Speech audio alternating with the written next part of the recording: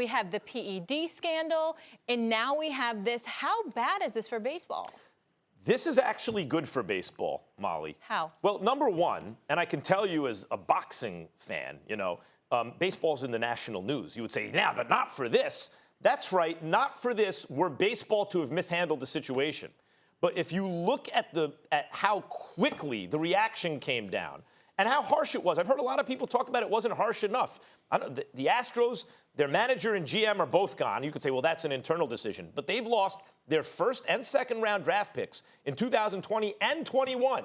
And baseball is used once upon a time. You'd find deals later in the draft. It's much harder nowadays. They have it down much better now. When you lose your first and second draft picks, that's like 4 potential franchise level players or real solid contributing starters in the near future to a franchise, that especially an analytics-driven franchise like the Astros. Look at all the young talent they've drafted in recent years. That could be devastating.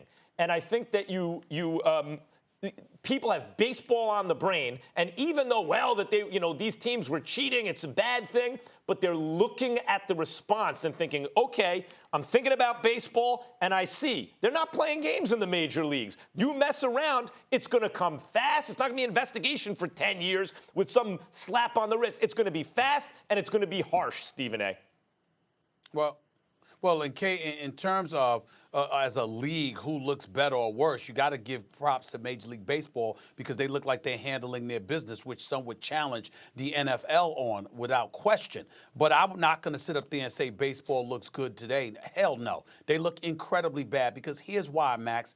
We're talking about America's national pastime. We're talking about the one league that had antitrust laws in its favors for decades. We're talking about a league that used that cachet that they had with politicians and beyond since the 1920s and used it to shield themselves from the shrapnel of criticism and skepticism that every other league had to be subjected to over several decades. It was baseball that had that steroid scandal. If it were not for baseball, the NFL and late Commissioner David Stern of the NBA would never have had to go up to Capitol Hill to address issues and defend themselves. It was baseball with the amphetamines crisis. It's baseball that's compromised its own history with numbers. It's baseball that had a powerful players union to shield the players from a level of scrutiny they may have deserved that allowed them to get away with stuff no other league can get away with.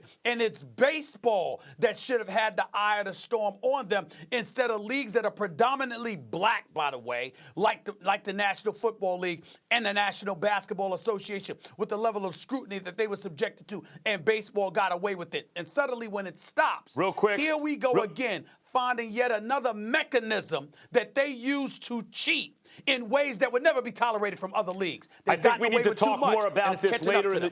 I think we need to talk more about this later in the show, Stephen A., because I think you bring up a great point when you compare it to the NFL and the way the NFL has reacted to cheating controversies. Thanks for watching ESPN on YouTube. For more sports highlights and analysis, be sure to download the ESPN app. And for live streaming sports and premium content, subscribe to ESPN+.